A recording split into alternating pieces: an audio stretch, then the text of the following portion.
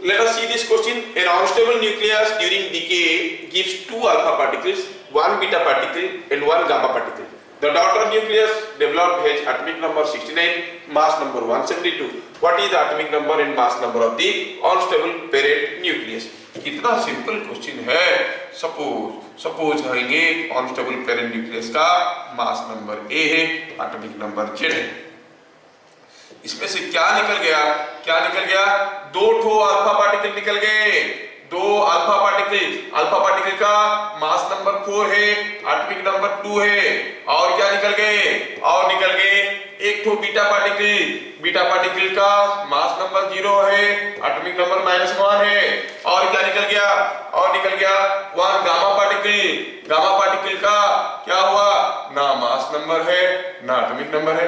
और क्या हुआ कि और एक दूसरा न्यूक्लियस भी बना जिसका नाम क्या है मालूम नहीं, से इट इज Y. और इसका दिया है कि atomic number was 69 and mass number was 172. In any nuclear reaction, mass number is conserved and atomic number, the charge is also conserved. Charge can neither be created nor be destroyed. Mass is not conserved, remember. Mass number is conserved. That is very important. How? तो हम क्या कहेंगे? This इधर का mass number बराबर होगा. सो क्या कहेंगे सॉल्यूशन में कहेंगे 172 प्लस ये इसका मास नंबर 0, इसका 4 है, लेकिन 2 अल्फा पार्टिकल है. 2 into 4 must be equal to A. मतलब A is equal to this whole. कितना हो गया ये? It is coming 172 plus 8 180. Z क्या है? Charge is conserve. इधर का चार्ज है 2 into 2 प्लस इधर का चार्ज है -1 प्लस इसका चार्ज है 69. सिंपलीफाई करो तो 4 - 1 हो गया 3 प्लस 69 इज 72. सो आप कहोगे the atomic number of the parent nucleus is 72, mass number is 180.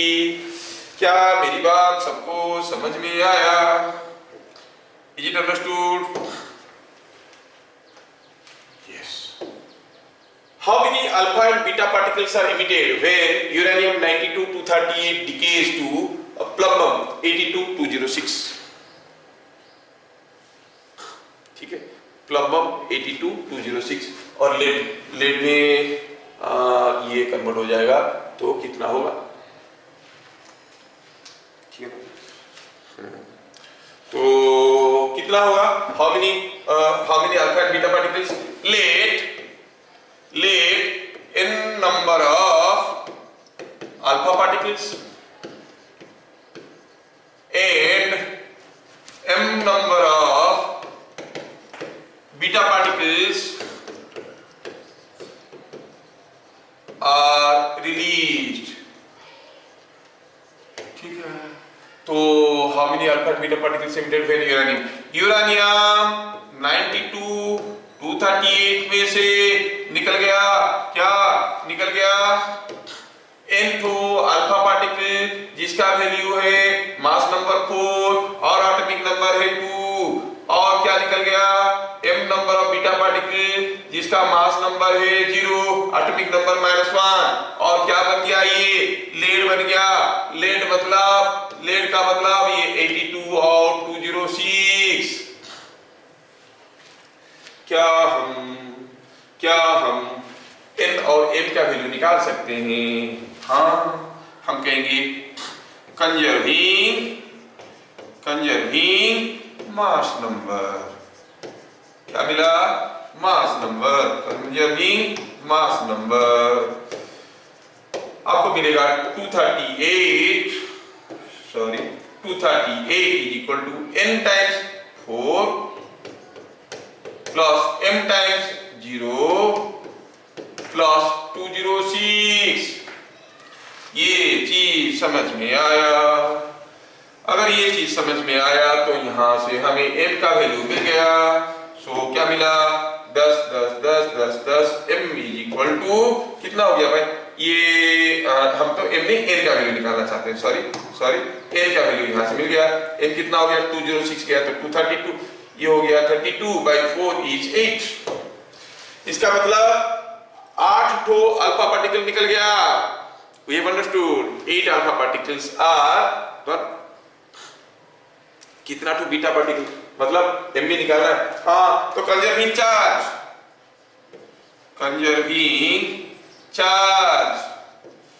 क्या मिल जाएगा 92 इज इक्वल टू, इधर है 2n है ना, माइनस ये -1m और ये प्लस 82, क्या मिला n का वैल्यू देखो तो दिस इज कमिंग 10, या ये 10 हो गया, 10/2 इज 5 और n का वैल्यू सॉरी n का वैल्यू तो ऑलरेडी निकाल चुके हैं।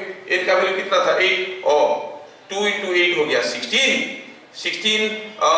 प्लस दिस इज 96 4, तो m का वैल्यू क्या हो गया, how much is coming m, check it, m को इधर ले आओ, 82 प्लस 16 हो गया, 82 प्लस 8 हो गया 90 plus 98 minus 2 is 6, m is 6.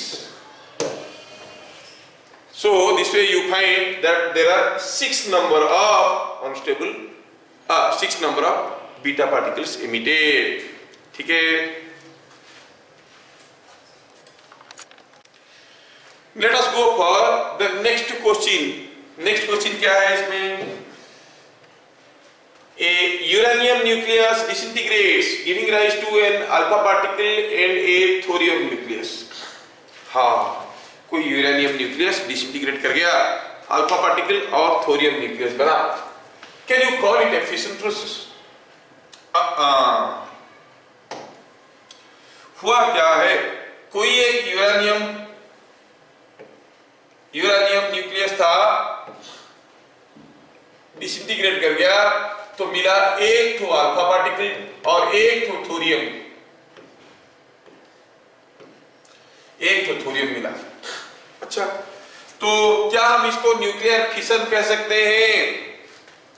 No nuclear fission के लिए ये दोनों का मास आसपास का होना चाहिए, ये काफी बड़ा है, ये 238 है ना, ये तो 234 है, नहीं ये 234 है, तो आप कहेंगे ये 238 हुआ, इसका मास नंबर, इसका तो 4 है, इसका 234 है, there masses are not comparable.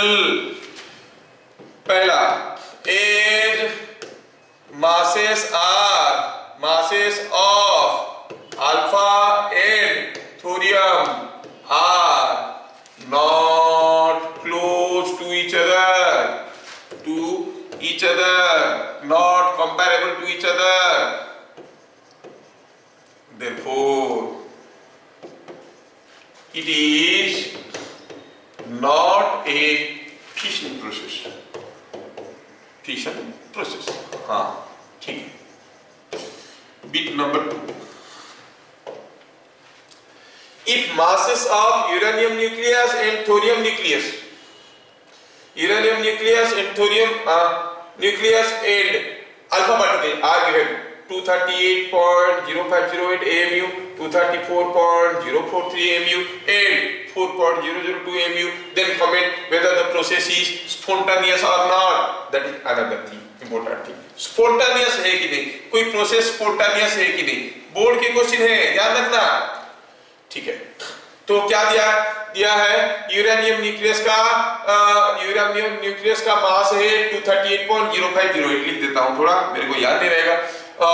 तो यूरेनियम गया, क्या दिया, अल्फा पार्टिकल दिया, और क्या दिया, थोरियम दिया, इसका मास दिया है 238.0508 AMU, अल्फा पार्टिकल का दिया है 4.002 AMU परहैप्स, ऐसा कुछ दिया, यस 002 AMU, और ये जो थोरियम है 234.043, इट इज 234.043, ये सारे AMU में दिया है, एटॉमिक मास यूनिट में दिया है, केजी में भी दे सकते हैं, ध्यान रखना। अच्छा देखो तो इधर का टोटल मास कितना हो रहा है 238, दोनों को जोड़ के देखो, 238, 234 प्लस 4 हो गया 238, ये 0.043, ये 0.002 मिलके हो गया 0.045, तो ये दोनों मिलके हो जाएंगे 238.045. Yes, this is the mass of the product. Mass of the parent क्या था 238.0508, मतलब पेरेंट का मास ज्यादा था, प्रोडक्ट का मास कम हो गया है.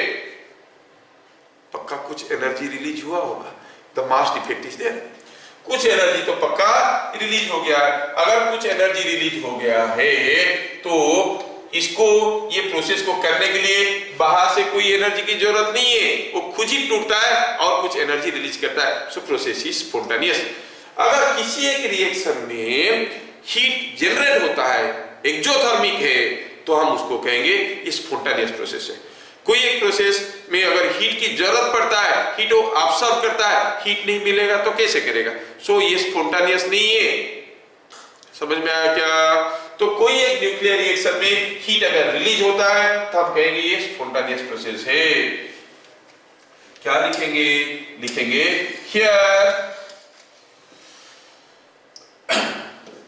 here mass of product is more than mass of parent nucleus. Mass of parent nucleus. So the defect or decrease in mass, थोड़ा स्पेस बनाना पड़ेगा इसको लिखने के लिए. So the decrease in mass,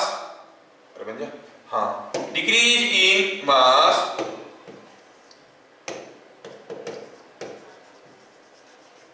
results in generation of heat. The process is exothermic.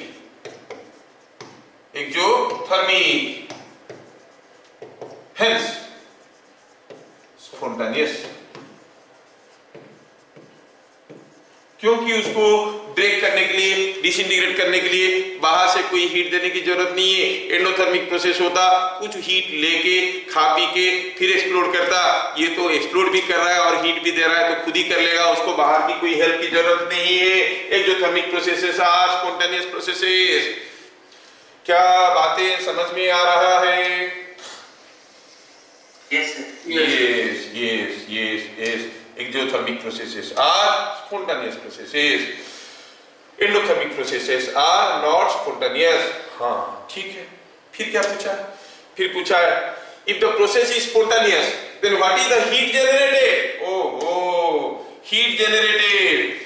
तो हम कहेंगे dm, the mass defect. क्या है? It is equal to mass of x minus mass of alpha plus x क्या था? Uranium था. mass of uranium minus mass of alpha and mass of thorium. Value डालो. क्या था वैल्यूज थे कुछ 288. वैल्यूज को ले लेते हैं. कॉपी पेस्ट करना हम लोगों का आदत है, हम लोग फटाफट कर लेते हैं. कॉपी पेस्ट में उस्ताद हैं हम लोग. Copy paste. चलो ठीक है. यस, ये है वैल्यूज. तो लिख देते हैं ना यहाँ पे. It is 238.0508 minus 4.002 plus 234. This देख लो कितना हो गया भाई. This much AMU. हाँ तो कितना हो गया 238.0508 माइनस ये हो गया 238.045। हाँ माइनस करें, देखिए क्या आ रहा है, इज इक्वल टू 230 क्या इसमें से जाएगा तो ये आ जाएगा 58, 0.005 परस। ये आ रहा है क्या, नहीं 63 आ रहा है, 63 आ रहा है, सॉरी इट इज कमिंग 63। इधर से बच जाएगा 55 और इधर से बच जाएगा 50 और इधर से बच जाएगा 8। हाँ तो 5858। अरे क्या हो रहा है, देखो तो am I correct in making calculation? Yes, 045 गया, 045 गया, 45 गया, 45 गया, 5। हाँ ठीक करेक्ट। 0 this much AMU और you found the mass defect in AMU. What is the energy released? AMU में होने से 931.5 मल्टीप्लाई कर देते, केजी में होता तो c स्क्वायर मल्टीप्लाई कर देते, 3 × 10⁸ का स्क्वायर मल्टीप्लाई कर देते। ये AMU में दिया है तो हम कहेंगे कि 5 और heat released is equal to delta M in AMU multiplied to 931.5 mega electron volt. ये सारा काम मैं नहीं करने वाला हूं, आप करोगे। 0.0058 इंटू 931.5 मेगा इलेक्ट्रॉन वोल्ट। ठीक है, ये ऐसा है। तो ये आपकी काम है, आप कर लोगे। तो क्या पूछा था, क्या निकला, क्या पूछा था इसमें, पूछा था व्हाट इज हीट रिलीज। हाँ ये ऑप्शन सी था, ऑप्शन सी हम लोग पता कर लिए। अरे इनको मैं बीट 1 बीट 2 क्या लिखा हूं, ये ऑप्शन ए ऑप्शन बी है, क्वेश्चन नंबर ए है, ये क्वेश्चन नंबर बी है ना। अब ये निकल गया क्वेश्चन नंबर सी है। अब हम निकालना चाहते हैं डी। डी में क्या पूछा है, डी में पूछा है कुछ दूसरा, पूछा है if all the energy released is converted into all,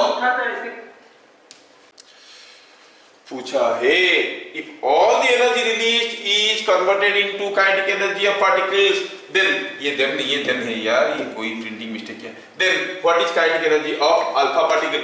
ओहो आपको याद होगा काइनेटिक एनर्जी निकालने का तरीका, काइनेटिक एनर्जी निकालने का तरीका बताए थे।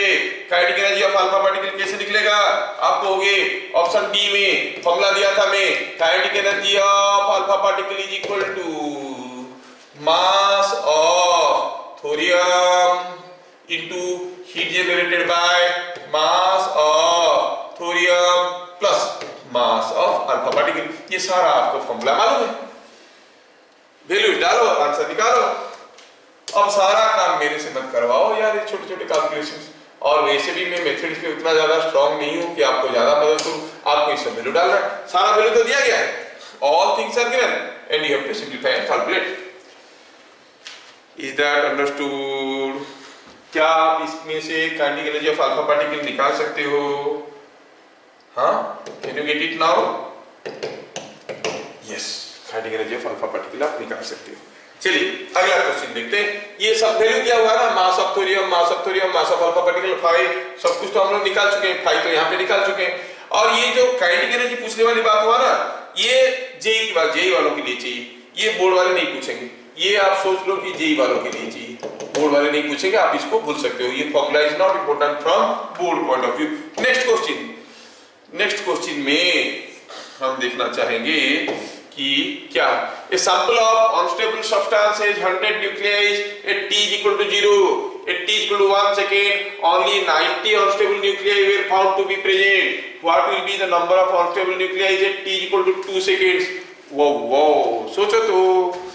सोचो तो क्या हमारे पास कोई तकनीक है जानने की कि क्या होगा number of unstable nuclei at t is equal to 2 seconds? अच्छा ठीक है, चलो देखते हैं। सॉल्व करने की टेक्निक है, t equal to 2 सेकंड में क्या होगा। हमें मालूम है कि n by n0 is equal to e to the power minus lambda t, ये मालूम है क्या? हाँ भाई, n is equal to n0 into e to the power minus lambda t था, तो ये मालूम है। ई के फॉर्म में रखने से कैलकुलेट करने में आपको थोड़ा दिक्कत हो जाएंगे। मैं इसको दूसरा फॉर्म में लाना चाहता हूं, इसलिए दिया हूं, ये टिपिकल क्वेश्चन है। तो this can be understood as ln n by n0 is equal to minus lambda t ln e to the power minus lambda t हो जाएगा, minus lambda t ln e, और ln e होता है 1। ओहो ठीक है, ठीक है। सो n0 तो n0 here n0 is equal to 100, 8 t is equal to 1, n is equal to n1 कितना है 90, 10 डिके कर गए थे, 8 t equal to 1 second only 90 unstable nuclei is present। अच्छा 8 t is equal to 2, n is equal to n2 कितना है, और वही तो पता करना है। अच्छा n2 पता करना है, वैल्यू डालो इसमें, t is equal to 1 डालो, क्या मिलेगा, और n by n0 ln n by n0 और n1 by n0 is equal to minus lambda t1 ln n2 by n0 is equal to minus lambda t2। Question देखने में simple लगता है, करने में धुआं निकल जाएगा अगर पहले से प्रैक्टिस नहीं की होगी तो। सिंपल क्वेश्चन है लेकिन दिमाग का खेल है थोड़ा, ठीक है ना, दिमाग का खेल है, इसलिए थोड़ा बता दिया आपको, कर लो, बोर्ड में तो आएगा।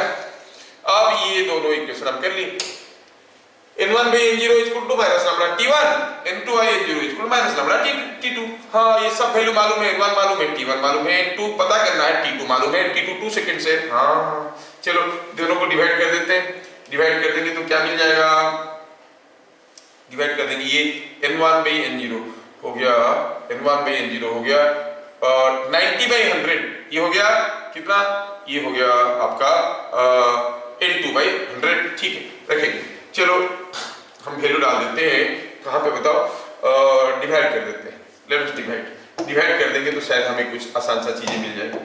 दिस इंप्लाइज, डिवाइड करो, डिवाइड करोगे तो ln n1 by n0 by ln n2 by n0 है ना, डिवाइड कर दिए तो ओहो, तो मिला क्या, this is equal to divide करो t1 by t2।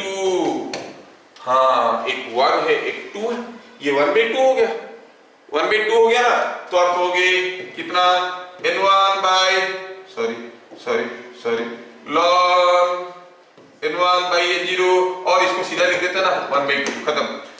तो थोड़ा सा इसको और मॉडिफाई करेंगे, हमें क्या निकालना है बताओ, n1 मालूम है, n0 मालूम है, n2 पता करना है। सोचो कि हम इसको लिख सकते हैं, क्या लिख सकते हैं, ln n2 by n0 को इधर ले लिया, 2 को इधर ले आया, is equal to 2 times ln n1 by n0। हाँ सर ये समझ में आया, ठीक है। तो जब ये 2 है, क्या आपको मालूम है इस 2 को मैं यहां से भगा के इसके ऊपर स्क्वायर बना सकता हूं, हाँ बना सकता हूं, बन गया स्क्वायर, तो ठीक है। अब दोनों तरफ ln a is equal to ln b, तो a is equal to b, तो a is equal to b हो गया, समझ में आया क्या, ln a is equal to ln this quantity is b, तो आपको मिल गया ln a is equal to ln b, मतलब a is equal to b हो गया। क्या मिला हमें यहां से, हमें यहां से मिल गया n2 by n0 is equal to n1 by n0 का स्क्वायर। क्या मेरी बात समझ में आ रहा है, n2 by n0 is equal to n1 by n0 का स्क्वायर। हाँ तो निकालो, तो क्या हो गया, this is coming out to be 10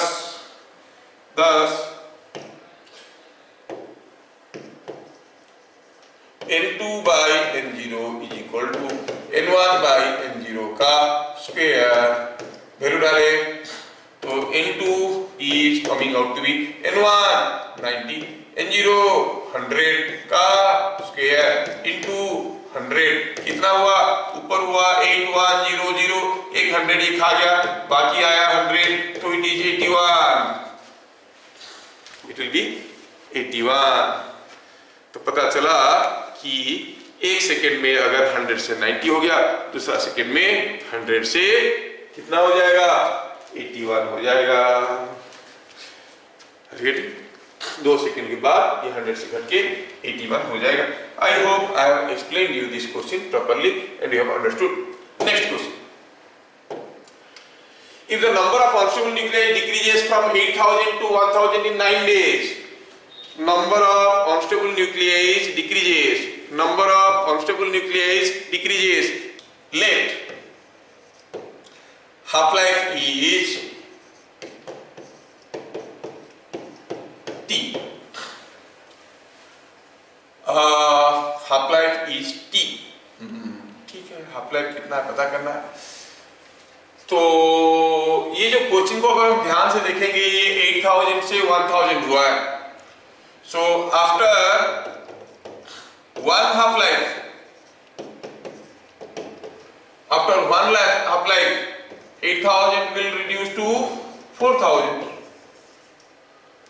After two half lives, 4000 has reduced to 2000, or you will write second half life.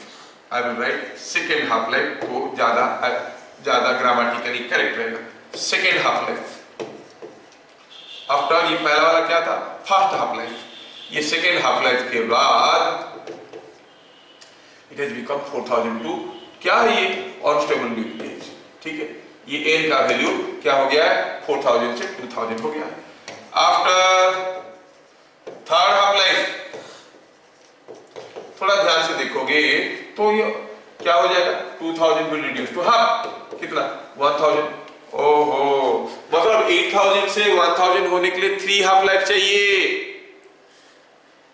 यहां पर हुआ क्या, 9 दिन में ऐसा हो गया। तो आप क्या कहोगे, 3t is equal to t half, हाँ, t half, 3t half is equal to 9 days। क्या पता चला, हाफ लाइफ कितना है, इट इज 3 days। तो what is the half life of the substance, 3 days। Average life, half life कितना है, it is 0.693 by lambda. Average life it is 1 by lambda. हाँ, बस ऐसे ही पूछ के तंग करते हैं, कोचिंग में दम नहीं होता है और बच्चे डर जाते हैं जो नहीं जानते। कोचिंग में एकदम दम नहीं होता है, इजी कोचिंग होता है। तो पता चल गया, half life is 3 days। Now what is average life और mean life, mean life is equal to, it is half life तो होता है 0.693 by लैम्डा और 1 by लैम्डा होता है मीन लाइफ। तो हम क्या करेंगे, 0.693 डिवाइड कर देंगे 3 by ln 2, लिमिट आप वैल्यू डालो तो डालो 0.693 और 0.131, सॉरी 231, सिंप्लीफाई करना आपको आता है, वो आपका काम है। मीन लाइफ मिल गया, बस आंसर लिखना डेज में। समझ में आया क्या, हाफ लाइफ हो गया 3, हाफ लाइफ का वैल्यू क्या होता है, 0.693 by लैम्डा, हमें 1 by लैम्डा चाहिए, ठीक है ना। ये चीज याद रखना चाहिए कि आपका जो हाफ लाइफ है वो 0.693 by लैम्डा है, और जो मीन लाइफ है वो लाइफ है that is only 1 by lambda. ये डाटा आपको याद रखना है। ये डाटा याद रह गया तो फिर आप कैलकुलेट भी उसी हिसाब से कर लो। यू रिमेंबर दिस डाटा, ये हो गया क्लू आपका, ठीक है ना। ये आपका क्लू है, ये अगर आप याद रख लेते हो तो आपकी काम आसान हो जाता है, ठीक है। तो हाफ लाइफ आप निकाल चुके हो, मीन लाइफ निकालना था, निकाल दे। अगला question, in a radioactive sample with 10 power 5 atoms, the activity is 10 power 11 becquerel, find decay constant and half life। डरना बना है, questions are very simple, 3-4 questions are left, I will do. आप थोड़ा मदद करो, कोऑपरेट करो। ठीक है। In a radioactive sample with 10 power 5 atoms, मतलब N0 दिया है, N is given और N0 is given 10 to the power 5 nucleus, जितने एटम उतने न्यूक्लियस होगा, है ना। ऐसा तो नहीं होता है कि एटम है न्यूक्लियस नहीं है, हाँ हर एक एटम का एक न्यूक्लियस है। तो यू से 10 पावर 5 है एटम्स, अरे ये 10 पावर 5 होगा तो ये 11 कैसे होगा, ये 10 पावर 15 है, printing mistake, correct correct correct, 10 power 15 है, थोड़ा सा मैं करेक्शन कर देता हूं इसको, ये 10 पावर 15 है, I will make it 10 power 15, ये 10 पावर 15, तो ये हो गया 10 पावर 15। तो 10 पावर 15 न्यूक्लियस थे और एक्टिविटी मतलब dN/dt मतलब A0 कितना है, कितना इट इज 10 पावर 11 डिकेज पर second orbital, and you know dN/dt is equal to lambda n, so आप कहोगे lambda into n is equal to, ये A0 है ना शुरू में, और A0 क्या है यही लिखते हैं, तो दिया नहीं है शुरू में क्या था किसी एग्जांपल में, हाँ जब फिर n is equal to 10 power 15 dN/dt is a and that is 10 power 11 becquerel, और dN/dt होता है lambda n magnitude is equal to 10 power 11,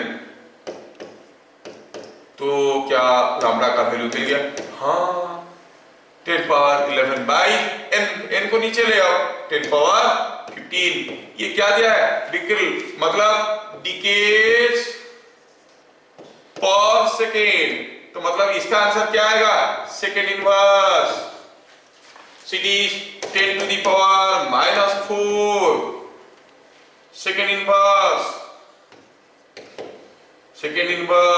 और 1 बाय माइनस n कहां से आया, ये 10 पावर -4 सेकेंड इनवर्स, समझ में आया क्या, और 1 by 10 to the power 4 second, ऐसे कहो। अगर मेरा कैलकुलेशन कहीं गलत नहीं है तो it is coming out to be 10 power -4 second inverse in a radioactive sample with 10 power 15 atoms, ये 10 पावर 11 था, lambda n is equal to 10 power 11, तो lambda is equal to 10 power 11 बाय 10 power 15, correct, it is coming out to be 10 power 1 by 10 to the power 4 second inverse, correct. अगर इसका half life पूछा जाए, mean life पूछा जाए तो क्या पूछा है, हाफ लाइफ पूछा है, हाफ लाइफ निकालना है तो कैसे निकालेंगे, t half is 0.693 by 10 to the power 4, क्योंकि क्या लिखना था दिस बाय लैम्डा ना, दिस बाय लैम्डा लिखना था, तो this is equal to by lambda, तो कितना हो गया 0.693 इंटू 10 पावर -4 नीचे था, ऊपर आया तो 10 पावर 4 हो गया, this 6930 seconds, half life is 6930 seconds, करीब करीब 100 घंटे, ठीक है ना, 100 आवर्स, एक 1 आवर 100 मिनट्स, तो ऐसे कुछ जो भी है, so you can calculate what is the half life and what is the decay constant, ये आपको समझ में आ गया। अगला question, polonium decays to plumbum with half life of 140 days, calculate the ratio of polonium nuclei to plumbum nuclei after 420 days, ये बहुत ही important question है, इसको ध्यान से देखना, बहुत ही इंपॉर्टेंट क्वेश्चन है। अच्छा, तो पोलोनियम डिके करके बन जाता है प्लम्बम, ठीक है, पोलोनियम डिके करके बन जाता है प्लम्बम, ठीक है, हाफ लाइफ कितना दिया है 140 डेज, तो ये अगर N0 था तो शुरू में ये 0 था, ठीक है, at t equal to 0, at t equal to 120 days, sorry 140 days दिया, 140 डेज क्या हुआ है 140 डेज में हाफ लाइफ है, ये बन गया होगा N0/2, तो बाकी कहां गए, बाकी लेड में कन्वर्ट हो गए N0/2, क्या मेरी बात समझ में आ रहा है, जो पोलोनियम डिके कर गया वो लीड बन गया, लेड बन गया तो ये हो गया N0/2, 140 के बाद ये दिस मच डेज, हाँ, फिर 80 डेज के बाद 2 हाफ लाइफ चला गया है, मतलब ये फिर से आधा हो गया होगा। क्या कोई बताएगा कितना हुआ होगा? n0/2 विल बिकम n0/4, मतलब अभी ये n0/4 है, तो अभी ये कितना होगा? 3n0/4, क्योंकि नंबर ऑफ न्यूक्लियस तो सेम है ना, बस उसका कॉन्फ़िगरेशन बदल रहा है। अच्छा, t इक्वल टू और 140 जोड़ो, कितना हो जाएगा भाई? Is it 420? यस 420। ये कितना हो जाएगा? फिर आधा हो जाएगा, n0/8, मतलब ये कितना होगा? 7 n0/8। आपको बस ये चीजें समझ में आ जाना चाहिए कि मैं कैसे कैलकुलेट कर रहा हूं। You must understand this what I am doing here. आपको ये समझ में आना बहुत जरूरी है। मैं क्या कर रहा हूं? टोटल नंबर ऑफ न्यूक्लियस को कांस्टेंट रख रहा हूं। एक घट रहा है, दूसरा बढ़ रहा है। पोलोनियम घट रहा है, लेड बढ़ रहा है, और सिस्टम आगे चल रहा है। ठीक है, ये हो गई बात। ये पहले n0 था, ये 0 था, ये n0/2 हुआ, तो ये n0/2 हो गया, ये n0/4 हो गया, तो n0 - n0/4 is 3n0/4, फिर ये n0/8 हो गया, n0 - n0/8 is 7n0/8। हाँ, calculate the ratio of number of polonium nuclei to this PO to PB का रेशियो पूछा है। तो ये सारा डिस्कशन देखने के बाद हमें तो समझ में आया कि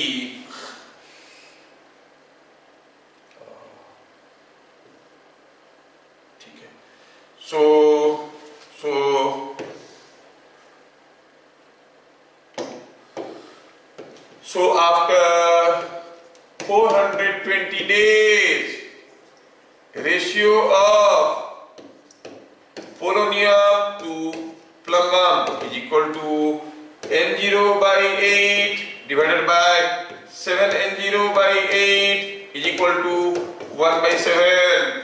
Then with the ratio 1:7. क्या क्वेश्चन की आंसर सबको समझ में आया? Yes sir. Yes sir. Yes. अगला question, 119 gram of radioactive sample U-238 was taken. 119 gram uranium 238 का मास है, एटॉमिक मास है, कितना है? 238 का 238, 119 ग्राम मतलब हाफ मोल। ये चीज समझ में आना चाहिए। हाफ मोल Avogadro constant का आधा। If the decay constant is 100 days in bars, find the activity of the sample after 1 half life. अच्छा, after 1 half life इसका decay constant क्या होगा? after क्या पूछा है? एक्टिविटी पूछा है। ठीक है, here 119 gram refers to half mole. So n0 number of unstable nuclei is half of 6.023 into 10 power 23. You know the Avogadro's number. n0 मिल गया, और क्या दे दिया? दे दिया the decay constant lambda is 100 day inverse. हाँ, ये भी दे दिया। पूछा है activity after 1 half life, after 1 half life डरना मना है, कुछ नहीं है इसमें। n is equal to n0/2, मतलब it is equal to 1/n0 तो ये था, इसका आधा 1/4 6.023 into 10 power 23। हाँ, n मिल गया। क्या n? क्या पूछा? क्या है? एक्टिविटी। अरे एक्टिविटी का क्या फॉर्मूला था? It was lambda n। Lambda भी दिया है, n भी दिया है, मल्टीप्लाई करो, you will get the answer in decays for day. Why? क्योंकि लैम्डा दिया है डे इनवर्स में, लैम्डा इनटू n कर दो, you will get the activity। क्या ये क्वेश्चन समझ में आया? Yes sir. Yes. अगला, after how many half lives 1/16th part of an unstable nucleus will left behind? ठीक है, after how many half lives? Let after n half lives 1/16th part 1/16th part, ये तो orally calculate करने से हो जाता है, लेकिन ऐसे कर लेंगे, will be left, so n will be equal to n0/16। हाँ, कितने हाफ लाइफ के बाद? अच्छा, n0/16 क्या होगा? एक हाफ लाइफ के बाद होता है n0/2, दो हाफ लाइफ के बाद n0/4, मतलब 2 का स्क्वायर, तीन हाफ लाइफ के बाद n0/8, दैट मींस 2 का cube. So n half life के बाद it is n0/2n। Are you getting? कितने हाफ लाइफ के बाद क्या ये चीजें मिल रही? इसको थोड़ा मैं अगर ऐसे लिख दूंगा तो शायद आपको जल्दी समझ में आएगा। n number of unstable nucleus or nuclei after n half lives is equal to 1/2 to the power n और n0/2 to the power n। एक हाफ लाइफ के बाद आधा होता है, दूसरे के बाद 1/4 हो जाता है, तीसरे के बाद 1/8 हो जाता है, मतलब 1/8 मतलब 2 to the power 3। तो n हाफ लाइफ के बाद 1/2 to the power n। if this is what is the thing, तो here n is equal to 1/16 part बचेगा, n0/16। so n0/16 is equal to n0/2 to the power n, implies n is equal to 4 half lives। The count rate of a radioactive nucleus decreases from 800 counts to 25 counts per minute in 6 hours. What is the half life? What is the half life? 800 count से 25 हो गया, ठीक है, कितना हो गया? let it reduces from 800 counts per minute or decays per minute, counts per minute, decay per minute, कुछ भी दे सकते हो, 800 decay per minute to 25 decay per minute in n half lives। ठीक है, तो आप क्या कहोगे? n0/2 to the power n। नहीं, आप जानते हो कि जैसे आपका number of unstable nucleus very करते हैं, वैसे ही आपका एक्टिविटी भी वेरी करता है। आप तो जानते हो कि A is equal to और A is written as, formula तो सेम है, dn/dt के बराबर है, और dn/dt n की प्रोपोर्शनल में, तो ये n की प्रोपोर्शनल में हो रहा है, तो हम कहेंगे A क्या हो जाता है? 800 काउंट से 25 काउंट में बन गया, A will be equal to A0/2 to the power n। So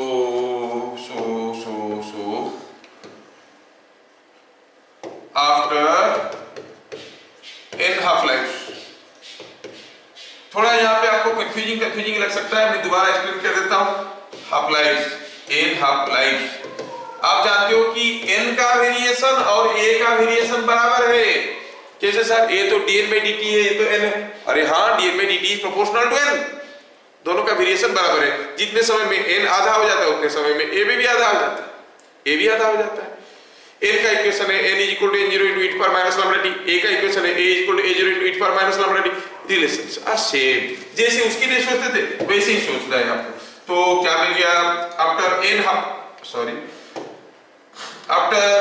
half lives a will be equal to a0/2n। तो इसका मतलब हुआ 2 to the power n will be equal to a0/a, और a0 यहाँ पर कितना दिया है? 800, a कितना दिया है? 25, is it coming 32? yes, तो n कितना हो गया? 5। ठीक है, ये सारा हो जाता है कितने समय में? 6 आवर्स में दिया है। ये क्या हो जाता है? ये सब कितने समय में हो जाता है? ये काउंट रेट घट जाता है 800 से 25 तक। कितने समय में? 6 घंटे में। 6 घंटे में ये घट गया। सो 5 half life is equal to 6 hours implies T half is 1.2 hours। दिया ना, 6 घंटे में होता है। हाफ लाइफ कितना है? तो 1.2 hours। सिंपल क्वेश्चन था। अगला, a radioactive sample may disintegrate by two different processes having half life 300 hours and 600 hours। What is the effective half life of the sample? इसको तो हम लोग किए थे। 1 by T half effective is equal to 1 by T1 1 by T2। जितने सबको जोड़ना है और ये फॉर्मूला हम लोग निकाले थे, है ना? Effective half life, effective decay constant क्या था?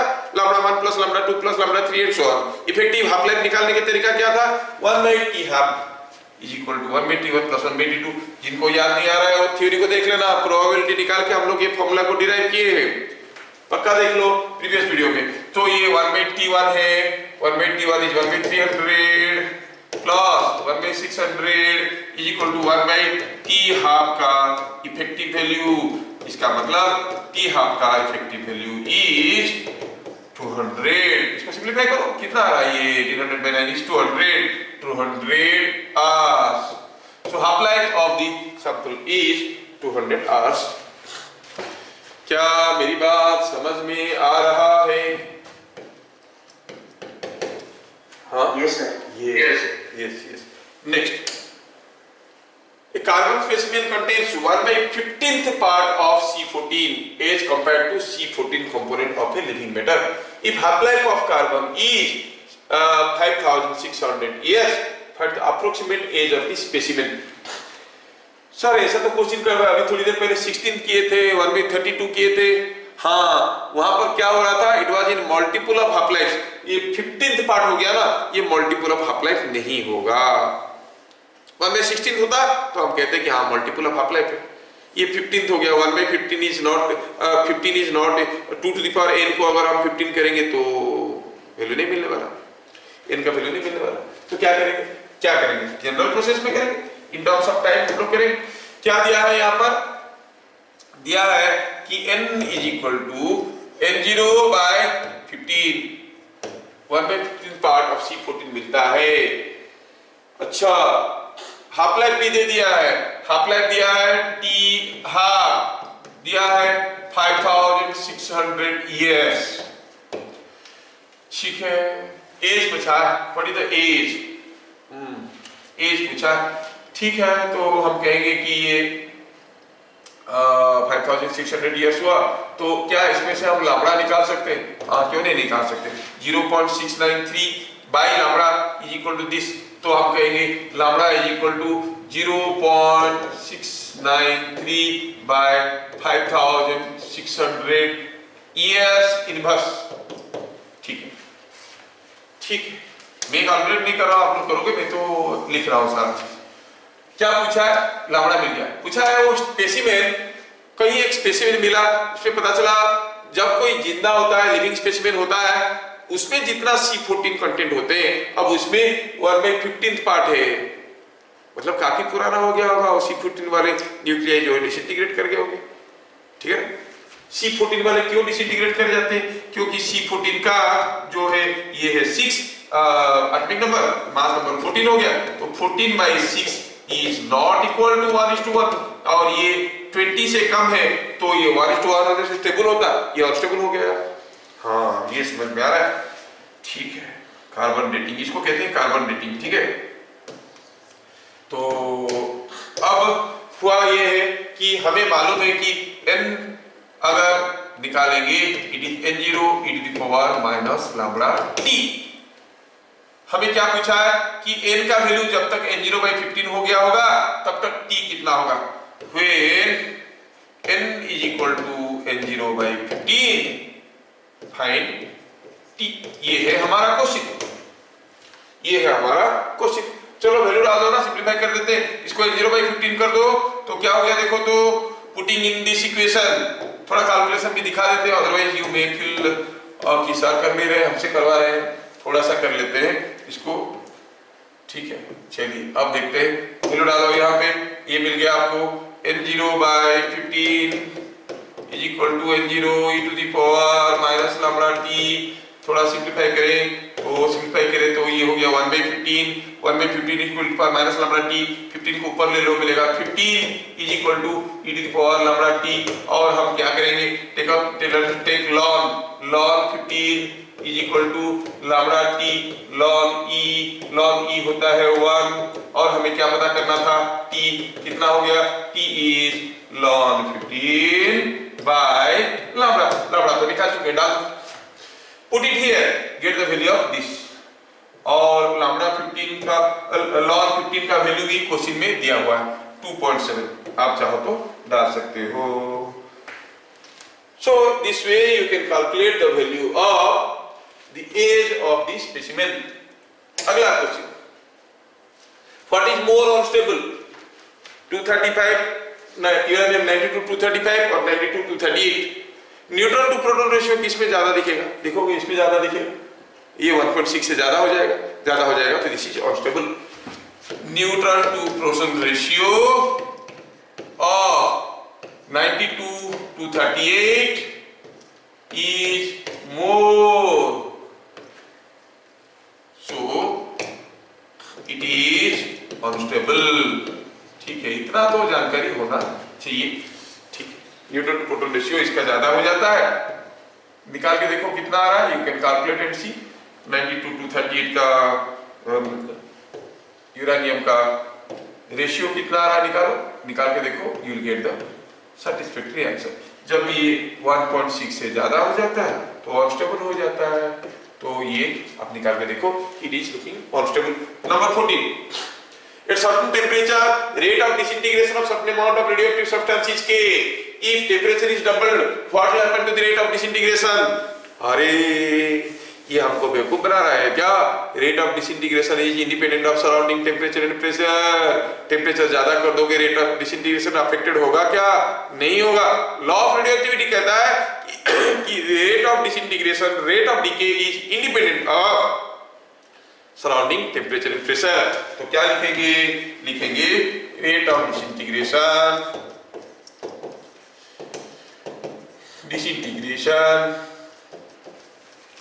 rate of disintegration does not change